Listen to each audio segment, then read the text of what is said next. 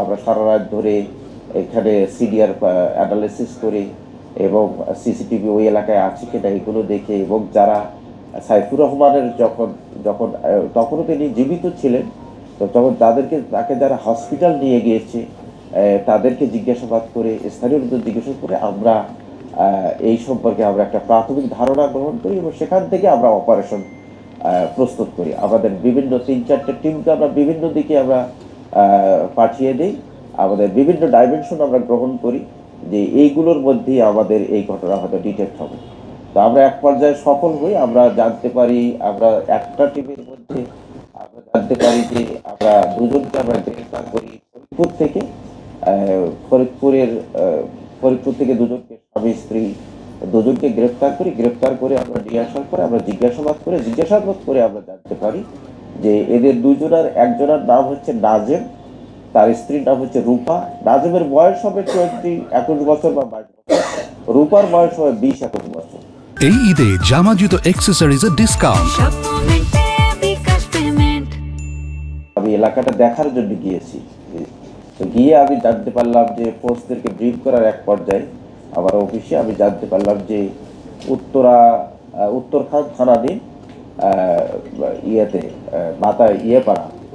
পুরানপাড়া বাতান এলাকায় একটা এরকম একটা রহস্যজনক হত্যা ঘটে আছেন। আমাদের দুজন জোনাল এসি রয়েছে, নাসির এবং পরে সাদ্দাম ছিল, ওকে সহ আমাদের ওসি রয়েছে, তারা ঘটনাস্থলে আছে। তো তারপরে আমি নিজেও চলে যাওয়ার পরে আমি জানতে পারলাম, আমিও ঘটনাস্থলে গেলাম, দেখলাম যে এই পুরানপাড়া বাতান এলাকায় যারা শাহিন শাহনওয়াজের যে একটা 6তলা বিল্ডিংয়ে 4 তলায়, আমরা জানলাম এটা 6 নম্বর ফ্ল্যাট, এটা ওখানে হাবিবুল্লাহ বাহার ডিগ্রি কলেজের যে সাবেক উপাধ্যক্ষ জনাব সাইফুর রহমান ভূঁইয়া, ওনার এজ হবে 49 বা 50, তো উনি খুন হয়েছেন। ওনাকে আমরা এই বিষয়টা জানতে পেরে দেখলাম যে রুমের মধ্যে রক্ত তখনও বেশ জমাট বাঁধা। আমরা ওখান থেকে আমাদের রক্ত মাখা ছুরি, আমাদের টিম রয়েছে, আমাদের সাব ইন্সপেক্টর, ওসি সকলে ওই আমাদের যে বিছানার বেড এগুলো আমরা জব্দ করে থানায় নিয়ে গিয়েছি। থানায় নিয়ে গিয়ে আমরা এই বিষয়ে শান্তিবাগে আমাদের রাজারবাগ পুলিশ লাইন্সের 3 নম্বর গেটের অপোজিটে, তো সেখানে তার 2 সন্তান, এক সন্তানের বয়স দুটো ছেলে, এক ছেলে হচ্ছে 8ম শ্রেণীতে পড়ে মতিঝিল আইডিয়াল স্কুলে, আর একটা ক্লাস 4-এ পড়ে। তারা এই বাসায় ছিল ডিসেম্বর পর্যন্ত, এখনো আছে তার স্ত্রী এখানে।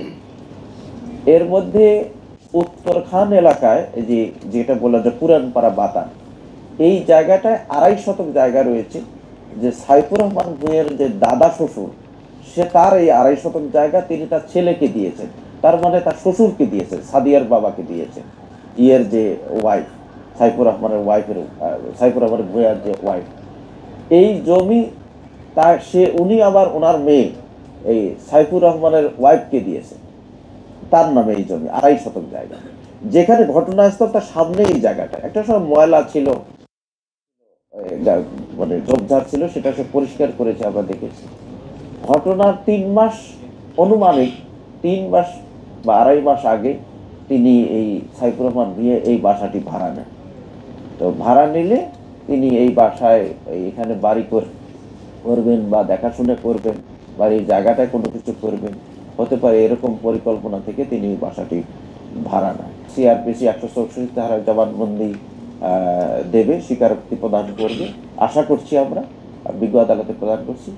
আমরা মনে করছি যে এটি একটি অত্যন্ত প্রায় 12 ঘন্টারও কম সময়ের মধ্যে এরকম একটি ক্লুলেস হত্যা মামলা রহস্য উন্মোচন করেছে।